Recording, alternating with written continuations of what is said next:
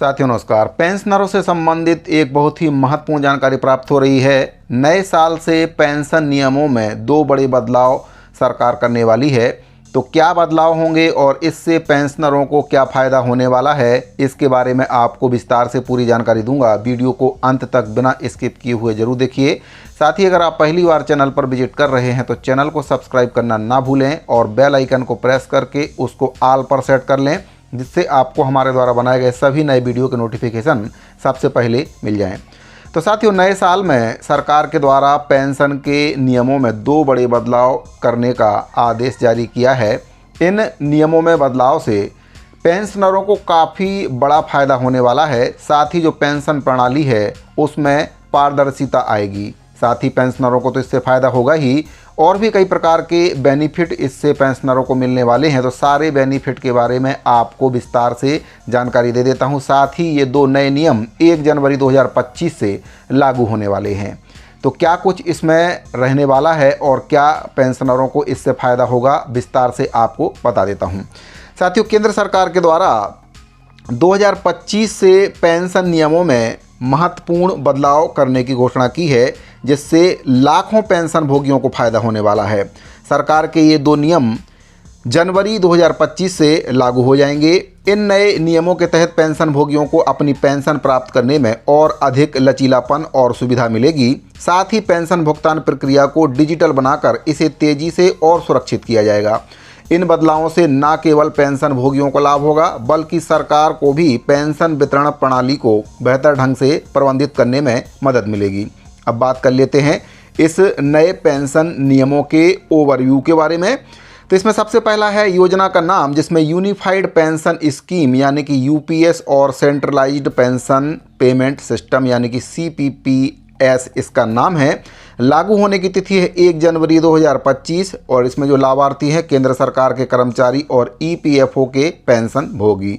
इसका मुख्य लाभ है किसी भी बैंक से पेंशन निकासी डिजिटल प्रक्रिया, यानी कि जो पेंशनर से किसी भी बैंक से पेंशन निकाल सकते हैं।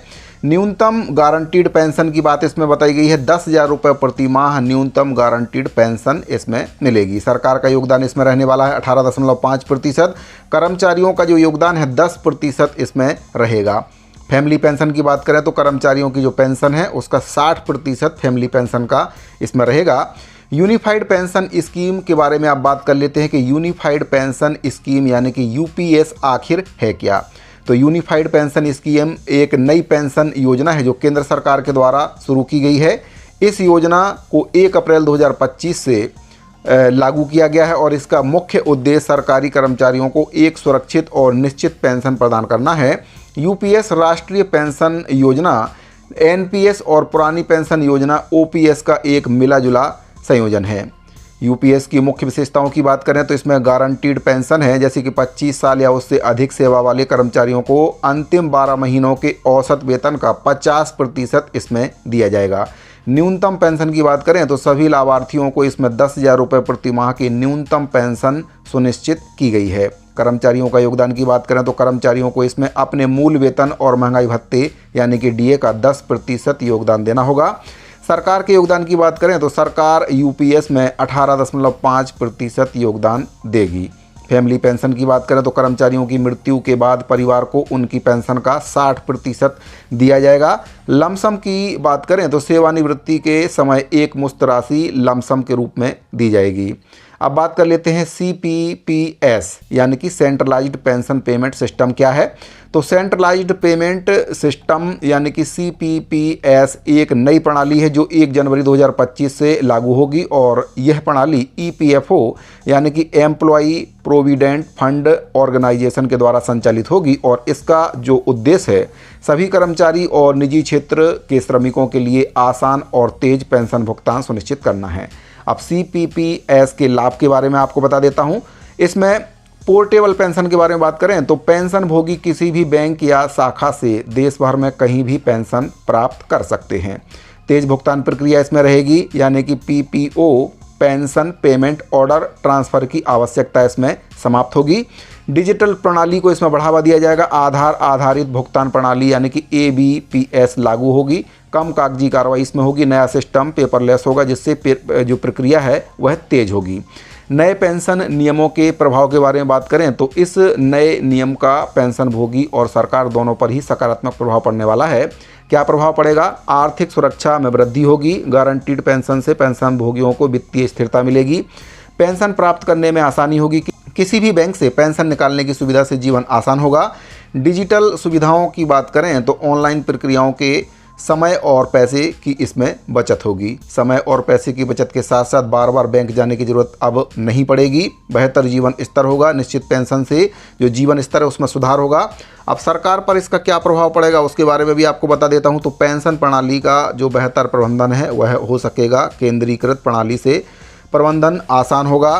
डिजिटलीकरण से लागत कम होगी। डिजिटल रिकॉर्ड से पारदर्शिता होगी और केंद्रीकृत डेटाबेस से बेहतर नीति निर्माण होगा। बेहतर सेवाओं से लोगों पर जो है विश्वास बढ़ेगा लोगों का सरकार के ऊपर। अब बात करते हैं कि नए पेंशन नियमों के लाभार्थी कौन होंगे। तो इसमें नए पेंशन नियमों से कई समूहों को लाभ मिलेगा। जैसे कि केंद्र सरकार के कर्मचारियों को इसमें यूपीएस के तहत सभी मौजूदा और नए कर्मचारी, ईपीएफओ के पेंशन भोगी सीपीपीएस के माध्यम से लगभग 78 लाख पेंशन भोगियों को इसमें लाभ मिलेगा। राज्य सरकार के कर्मचारियों की बात करें तो यदि राज्य सरकारें इस मॉडल को अपनाती हैं तो उसमें निजी क्षेत्र के जो कर्मचारी हैं जैसे कि ईपीएफओ से जुड़े निजी क्षेत्र के कर्मचारियों को लाभ मिलेगा। सेवानिवृत्त सैनिक, यदि रक्षा मंत्रालय इस योजना को अपनाता है तो उनको भी इसमें लाभ मिलेगा। अब नए पेंशन नियमों की मुख्य विशेषताओं के बारे में बात करते हैं तो इसमें जो है पहला है गारंटीड पेंशन, यानी कि 25 साल की सेवा पर अंतिम वेतन का 50% पेंशन का भुगतान किया जाएगा। न्यूनतम पेंशन की बात करें तो 10,000 रुपये प्रति माह की गारंटी इसमें दी गई है। पोर्टेबिलिटी की बात करें तो किसी भी बैंक से पेंशन निकासी की सुविधा इसमें दी गई है। डिजिटल प्रक्रिया, ऑनलाइन आवेदन और ट्रैकिंग की सुविधा दी गई है। फैमिली पेंशन की बात करें तो कर्मचारी की मृत्यु पर 60% पेंशन परिवार को दी जाएगी। महंगाई राहत की बात करें तो मुद्रास्फीति से जुड़ी पेंशन वृद्धि इसमें होगी। एक मुश्त राशि की बात करें तो सेवानिवृत्ति पर अतिरिक्त भुगतान की व्यवस्था इसमें की गई है। और जो योगदान है उसकी बात करें तो कर्मचारियों का सिर्फ 10% योगदान इसमें है, बाकी 18% सरकार का योगदान इसमें दिया गया है। तो इतने सारे लाभ इस पेंशन से जो पेंशनर हैं उनको मिलने वाले हैं।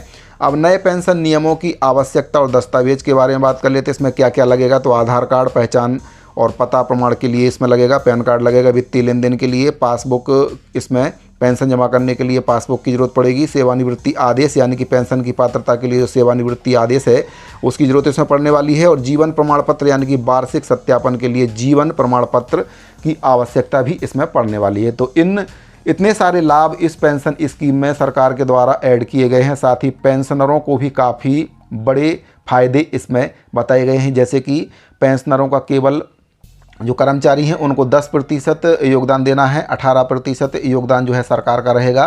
साथ ही किसी भी बैंक से पेंशन आप निकाल सकते हैं। मिनिमम पेंशन की बात करें तो 10,000 रुपये इसमें रखी गई है। तो पेंशन से संबंधित और पेंशन भोगियों से संबंधित ये दो बड़े बदलाव 1 जनवरी 2025 से सरकार लागू करने वाली है, जिससे पेंशनरों का जो भविष्य है वह उज्जवल होगा। साथ ही कई प्रकार की सुविधाएं उनको मिलने वाली हैं। साथियों, जानकारी अगर आपको अच्छी लगी हो तो वीडियो को लाइक और अपने अन्य साथियों को शेयर जरूर करें। अगर आपने अभी तक चैनल को सब्सक्राइब नहीं किया है तो चैनल को सब्सक्राइब जरूर करें। मिलते हैं अगली वीडियो में। इस वीडियो फिलहाल इतना ही। अभी के लिए दीजिए इजाज़त। धन्यवाद।